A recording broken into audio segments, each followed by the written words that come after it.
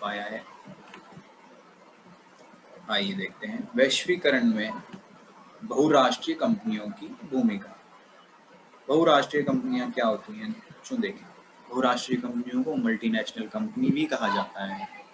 बहुराष्ट्रीय कंपनियां वह हैं जो एक से अधिक देशों में उत्पादन पर नियंत्रण व स्वामित्व रखती हैं, जैसे Ford Motors, Samsung, Coca Cola, Nokia, Infosys, Tata Motors आदि।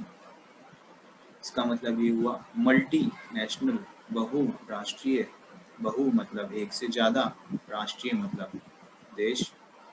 वह कंपनी जो एक से अधिक देशों में अपना उत्पादन करती है, वह वहाँ पे अपना धंधा करती हैं, उनको हम बहुराष्ट्रीय कंपनियां कह सकते हैं। जैसे कि सैमसंग है, कोका कोला है, हमारे देश की टाटा मोटर्स है। टाटा अपनी गाड़ियां भारत देश में भी बनाता है, बाहर के देशों में भी बनाता है, बेचता भी है, तो उसको हम बहुराष्ट्रीय कंपनी कह सकते हैं। और वैश्वीकरण में बहुराष्ट्रीय कंपनियों की क्या भूमिका रही है, हम ये देखते हैं।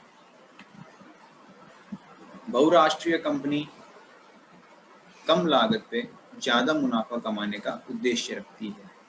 यानी कि हम जब कोई नया धंधा शुरू करते हैं तो हमें उसमें पूंजी लगानी पड़ती है, उसमें लागत लगती है। तो बहुराष्ट्रीय कंपनियों की ये कोशिश रहती है कि कम से कम लागत लगे और ज़्यादा से ज़्यादा मुनाफा आए। इसके लिए वह सस्ता श्रम, सस्ता कच्चा माल और सस्ता बाजार की खोज करती हैं। जहाँ उनकी पूर्ति होती है वह अपना उत्पादन वहीं करती हैं। जैसा कि आप जानते होंगे, आपने सुना होगा, भारत का श्रम दुनिया भर में बहुत ही हद तक सस्ता है। यानी कि हमारे जो व्यक्ति हैं, श्रम है, वह बहुत कम कीमत पर काम कर देते हैं। मैं आपको उदाहरण देना चाहूँगा। हमारे यहाँ पर अगर घर का नल खराब हो जाए, बिजली खराब हो जाए, तो हम थोड़ी सी भी देर नहीं लगाते हैं, उसको ठीक करने के लिए किसी को बाजार से बुला लेते हैं, या फिर वैसे ही घर के आसपास कोई ना कोई ठीक करने वाला मिल जाता है। गाँव में तो आसपास में मिल जाता है, शहर में उसी चीज़ के थोड़े पैसे लग जाते हैं। परंतु आप अमेरिका में देखेंगे, आप पढ़ेंगे, वीडियो देखेंगे यूट्यूब पे, तो आपको पता लगेगा कि अगर वहाँ पे लाइट ख़राब हो जाती है घर में, तो वहाँ पे रहने वाले कोशिश करते हैं कि वह खुद ही ठीक कर लें, क्योंकि अगर वह किसी को काम करने के लिए बुलाएंगे तो उसके बहुत ज़्यादा पैसे लगते हैं। तो यह एक उदाहरण है कि हमारा श्रम सस्ता है, जो कि एक बहुत अच्छी बात है बहुराष्ट्रीय कंपनियों के लिए। दूसरी चीज़, सस्ता कच्चा माल।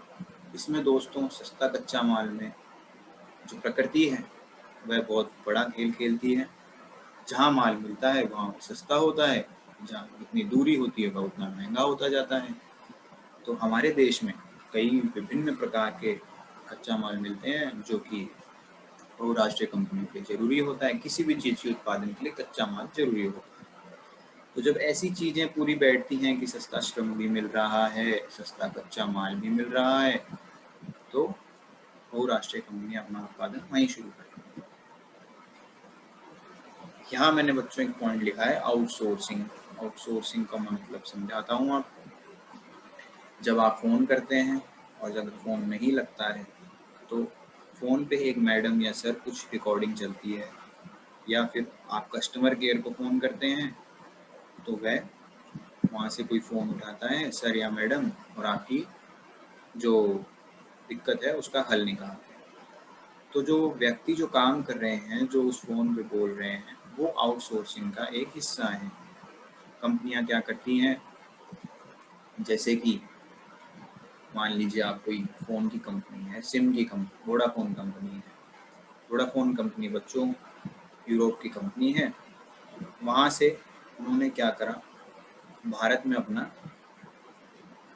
सिम बेचना शुरू करा। अब ये तो नहीं होगा कि वो यूरोप में हमारे लिए एक ऑफिस बनाएंगे, वहाँ पे वहाँ के यूरोप के लोगों को बिठाएंगे जो कि हिंदी में हमारी समस्या का हल निकालेंगे। वह क्या करते हैं, भारत के कुछ लोगों को अपनी कंपनी में नियुक्त करते हैं, जिस जो आउटसोर्सिंग कहा जाता है। बाहर के बच्चों को, बाहर के लोगों को अपनी कंपनी में लगाते हैं, जिनका काम सिर्फ यही है, फ़ोन आएगा और समस्या का हल करना है। तो यह आउटसोर्सिंग है। बहुराष्ट्रीय कंपनी न तो सारा माल स्वयं पैदा करती हैं, न ही एक जगह पर उत्पादन करती हैं। देखिए बच्चों, बहुराष्ट्रीय कंपनी न तो सारा माल स्वयं पैदा करती है।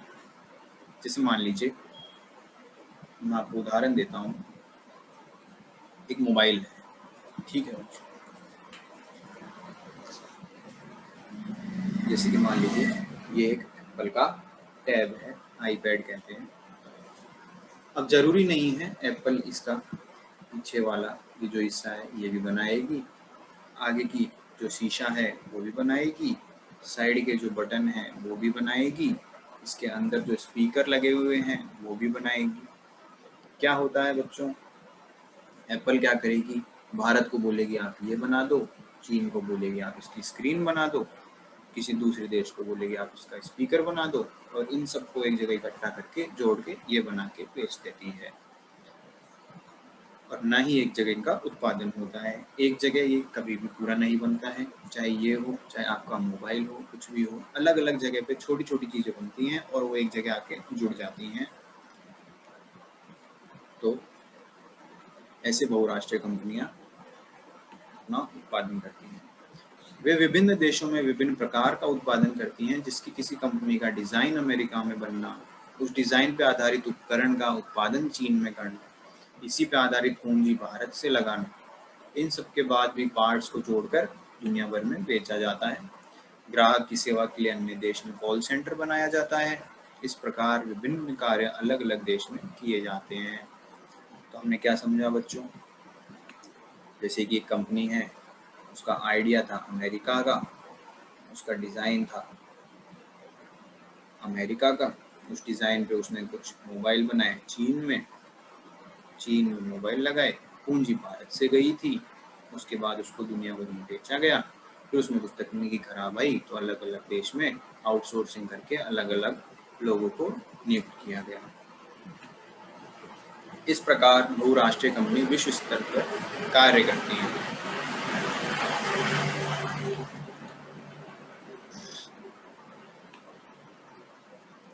बहुराष्ट्रीय कंपनियों द्वारा विश्व भर के उत्पादन का एक दूसरे से जोड़ना। बहुराष्ट्रीय कंपनियां कैसे एक दूसरे के देश की कंपनियों को आपस में जोड़ती हैं, ये हम देखते हैं। स्थानीय कंपनियों को खरीदना व कार्य करना।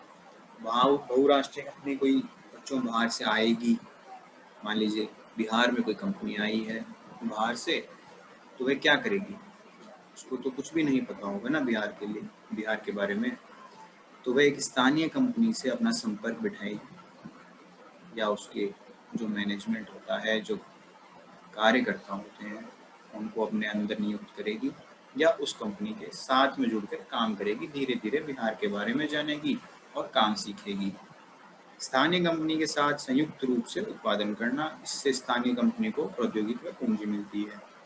अब कोई कंपनी आके बिहार की कंपनी से अपना साथ में अपना काम करेंगी, तो जो प्रौद्योगिक जो तकनीक लाएंगे वो बिहार को भी मिलेगी, इसका फायदा बिहार भी उठा सकेगा। बड़े बहुराष्ट्रीय कंपनियां छोटे उत्पादों का भी सहारा लेती हैं, जैसे वस्त्र, खिलौने, जूते, बड़ी संख्या में उत्पादन करने के लिए छोटे उत्पादकों का सहारा लिया जाता है। देखिए बच्चों, क्या होता है, जरूरी नहीं है कि कोई कपड़ा बन रहा है तो उसकी बहुत बड़ी फैक्ट्री होगी, वह कपड़ा उसी में बनेगा। क्या होता है कि छोटे छोटे घरेलू जो फैक्ट्रियाँ होती हैं, उनको बड़ी बहुराष्ट्रीय कंपनियां नियुक्त करती हैं, उनको पैसे देती हैं और उनके लिए वह छोटे स्तर पर वस्त्र बनाते हैं और उनको एक जगह ले जाकर इकट्ठा करते हैं और वो बड़ी कंपनियां आराम से बेचती हैं। क्या करते हैं, जैसे आपको मैं एक उदाहरण देता हूँ, काल्पनिक भी हो सकता है। मान लीजिए एडिडास एक कंपनी है, वह कपड़े बनाती है, आपको लगता है एडिडास ही कपड़े बनाती है, लेकिन ऐसा नहीं होता है। वह अलग अलग स्तर पर कपड़ों को बनवाती है। वह बताती हैं कि हमारे कंपनी के लिए यह कपड़ा काम में लिया जाएगा और ऐसी सिलाई होगी, बाकी काम अलग अलग लोग करते हैं, अलग अलग जगहों पे होते हैं। फिर जब वह कपड़े बन के आते हैं तो उन पर एडिडास का लोगो लगाया जाता है, एडिडास लिख दिया जाता है, तो वह कपड़ा एडिडास का हो जाता है। बशर्ते वह कपड़ा एडिडास की जो खूबियाँ हैं, जो क्वालिटी है, उसके आधार पर होना चाहिए, तो वह एडिडास के ब्रांड के नाम से दुनिया भर में बेचा जाता है।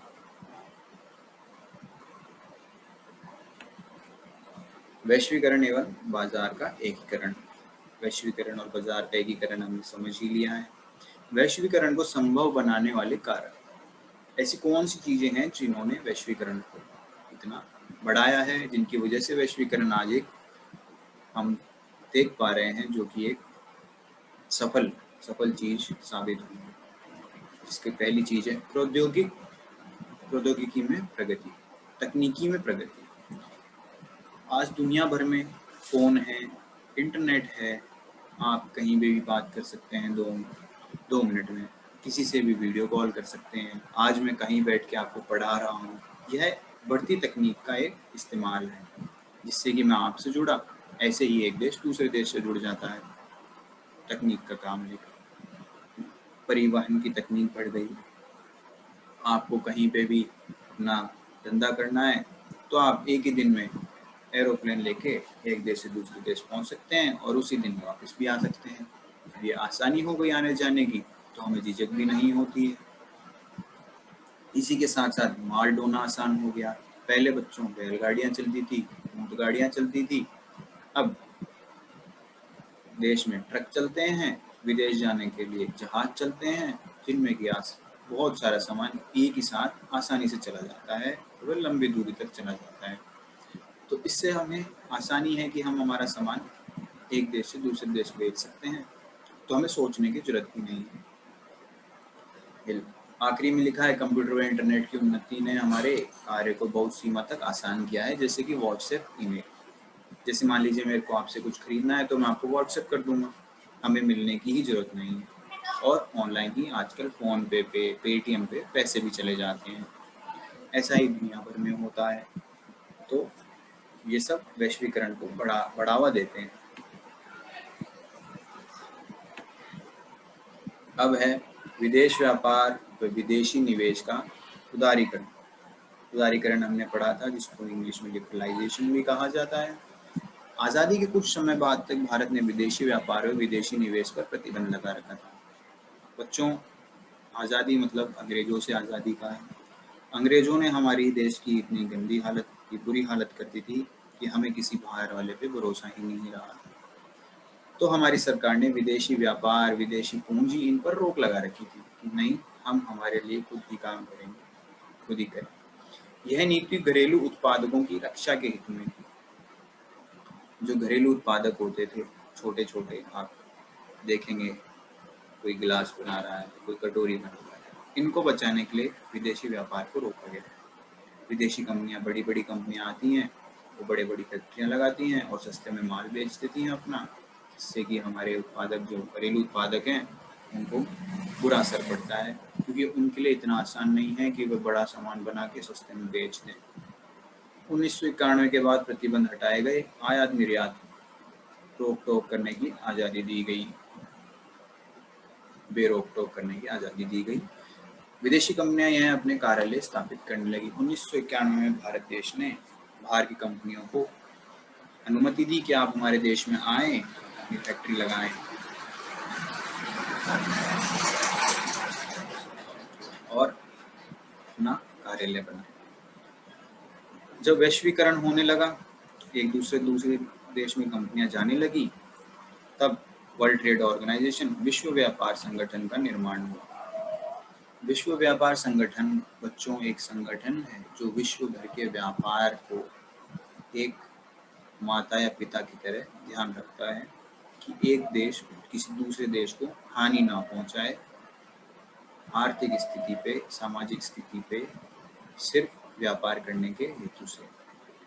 आगे बढ़ते हैं। विश्व व्यापार संगठन एक ऐसा अंतर्राष्ट्रीय संगठन है जिसका उद्देश्य अंतर्राष्ट्रीय व्यापार को उदार बनाना है। इस संगठन की स्थापना जनवरी 1995 में की गई थी, वही 90 का दशक, 20वीं शताब्दी। भारत इसका संस्थापक सदस्य है। बच्चों, ये याद रखना है आपको, भारत विश्व व्यापार संगठन का संस्थापक सदस्य है, यानी कि जब यह संगठन बना था तो भारत भी उसका हिस्सा था। यह क्वेश्चन आपके एग्जाम में पूछा जाएगा, बहुत हो सकता है ये जरूर यह क्वेश्चन आए। वर्तमान में 149 देश विश्व व्यापार संगठन के सदस्य हैं। ये 2006 का डाटा है, आप चेक करिएगा। अभी 2021 चल रही है, अभी कितने देश विश्व व्यापार संगठन के हिस्सा हैं। इसका मुख्यालय जिनेवा में है। यह दूसरा क्वेश्चन बनता है, ऐसे आ सकता है विश्व व्यापार संगठन का मुख्यालय कहाँ पर है, तो आपको जिनेवा में टिक लगाना है कि जिनेवा में है। विश्व व्यापार संगठन अंतर्राष्ट्रीय व्यापार से संबंधित नियमों को निर्धारित करता है और देखता है कि नियमों का पालन हो। विश्व व्यापार संगठन सभी देशों को मुक्त व्यापार की सुविधा देता है, परंतु विकसित देश ने अनुचित ढंग से व्यापार अवरोधकों को बना रखा है। दूसरी ओर विकासशील देश पर दबाव डालकर उन्हें व्यापार अवरोधकों को हटाने के लिए विवश किया जाता है।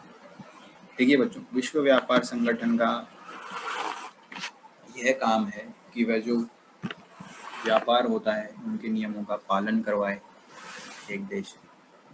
लेकिन जो विश्व के विकसित देश हैं उनके पास बहुत पैसा है, उन्होंने ऐसे संगठनों को अपने कंट्रोल में रखा है और वह अपने हिसाब से इन संगठन को चलाते हैं।